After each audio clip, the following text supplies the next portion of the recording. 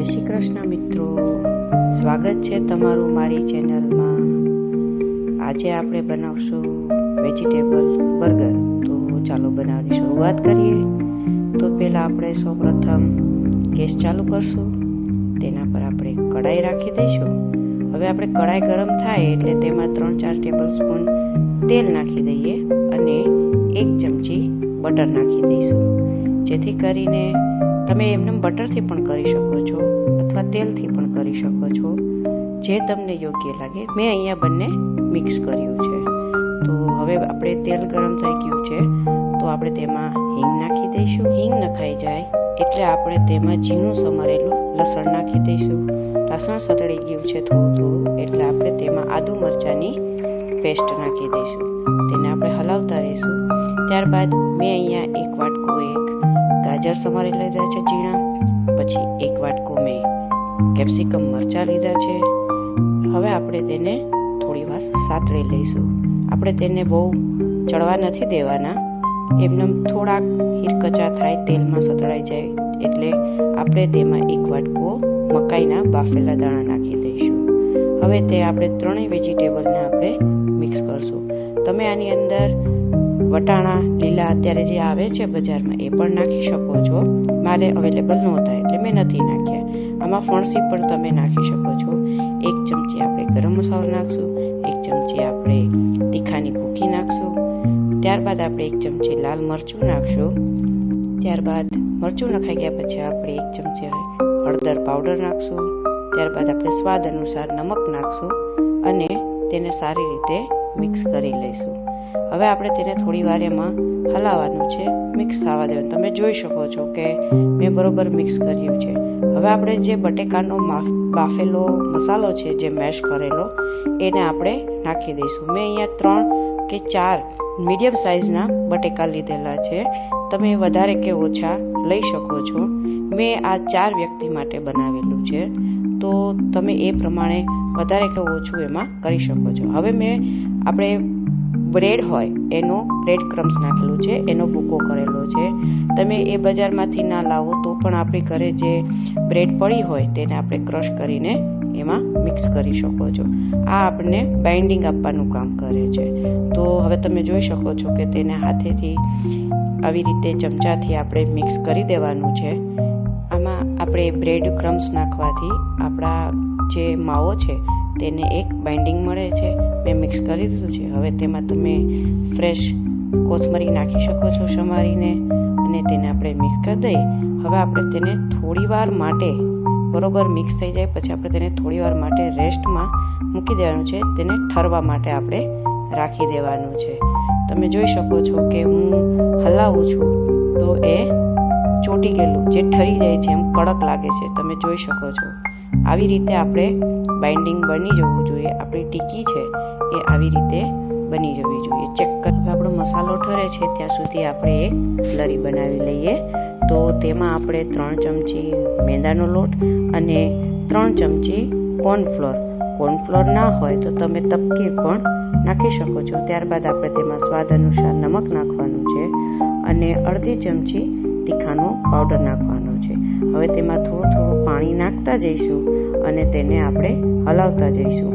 તેમાં ગાંઠા ન પડે તેનું ધ્યાન રાખશું આપણે। તમે જોઈ શકો છો કે હું એને ધીમે ધીમે પાણી નાખતી જાઉં છું અને હલાવતી જાઉં છું। આપણે તેને મીડિયમ, બહુ પતલો પણ નહીં અને બહુ જાડો પણ નહીં, એવી રીતે આપણે એક ડો તૈયાર કરવાનો છે।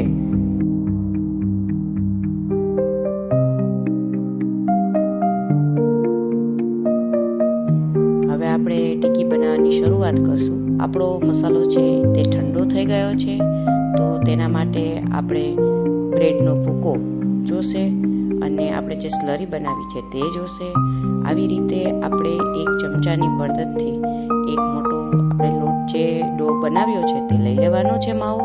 હવે તેને આપણે 2 હાથ વચ્ચે દબાવતા જવાનું છે અને બહુ જાડું પણ નહીં અને બહુ પતલું પણ નહીં, એમ મીડિયમ એને ગોળ શેપ આપવાનો છે। ધીમે ધીમે દબાવતા જાઓ અને ગોળ શેપ આપી દો। આ રીતે આપણે ટીકી બનાવવાની છે। હવે આપણે આ જે બર્ગર બન છે તેને આપણે વચ્ચેથી કટ કરી લેશું અને આપણે જોઈ લઈશું કે આપણી ટીકી છે તે બર્ગરના માપની બરોબર થઈ છે કે નથી થઈ. મેં કટ કરેલું છે. હવે તેના પર હું ટીકી મૂકી અને ચેક કરીશ કે આપણી ટીકી બરોબર છે કે નહીં. તમે જોઈ શકો છો કે આપણી ટીકીમાં બધી બાજુ આટલી જગ્યા રહે છે, તો તે આટલી જગ્યા છે. તો હવે આપણે જે આપણી ટીકી છે તેને આપણે બ્રેડ ક્રમ્સમાં ડીપ કરશું.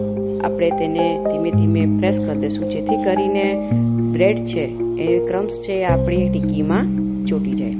એને જ આપણે હવે જે બનાવેલી સ્લરી છે તપકીરની અને મેંદાની, તેનેથી આ રીતે ચમચીની મદદથી આપણે તેમાં એને ડીપ કરશું અને ચમચીની મદદથી તમે આવી રીતે એના પર કોટિંગ કરી શકો છો. ત્યારબાદ ફરીવાર આપણે તેને સ્લરીને આપણી જે આ ટીકી છે તેને સ્લરીમાંથી કાઢી અને આપણે ફરી પાછું બ્રેડ ક્રમ્સમાં ડીપ કરવાનું છે, એટલે બધે બાજુ આપણી છે એ બ્રેડ ક્રમ્સ છે એ ચીપકી જાય. તો હવે તમે જોઈ શકો છો કે મેં આ રીતે ટીકી તૈયાર કરેલી છે. આવી જ રીતે હું બધી ટીકી રેડી કરી લઈશ. ત્યારબાદ મેં અહીંયા તેલ ગરમ કરવા મૂકી દીધું છે. એ તેલ ગરમ થઈ જાય એટલે આપણે તેમાં ટીકી નાખી દઈશું.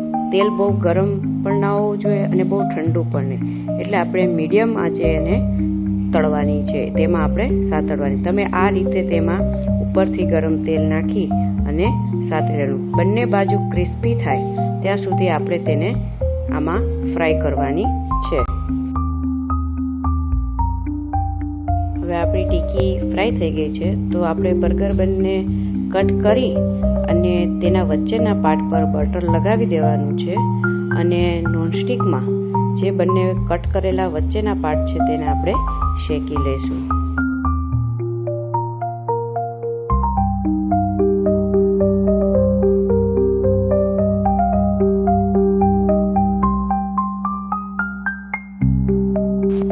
હવે આપણે બ્રેડ શેકાઈ ગઈ છે, તો તેમાં આપણે નીચેનો ભાગ લઈ લઈશું પહેલા.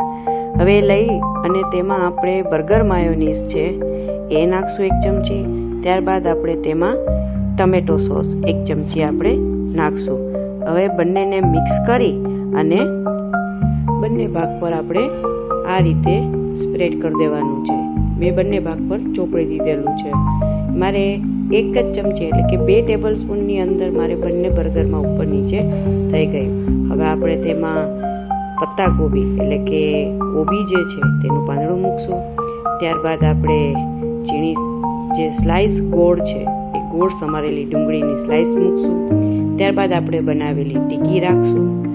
ત્યારબાદ આપણે ટમેટાની ગોળ સમારેલી સ્લાઇસ મુકાઈ જાય પછી આપણે જે ઉપરનો ભાગ જે શેકેલો છે તેને આપણે રાખી દઈશું અને ટૂથપીકની મદદથી તેને આપણે વચ્ચે ભરાઈ દઈશું, જેથી કરીને આપણી ટીકી છે તેની સાથે હલે નહીં. તો હવે આપણું બર્ગર રેડી થઈ ગયું છે, તો તમે સર્વ કરી શકો છો. જો તમે શેકીને ખાવા માંગતા હોય તો તમે ફરી પાછા શેકી શકો છો. તો હવે ફરી મળશું નવા વિડીયો સાથે. તો જય શ્રી કૃષ્ણ.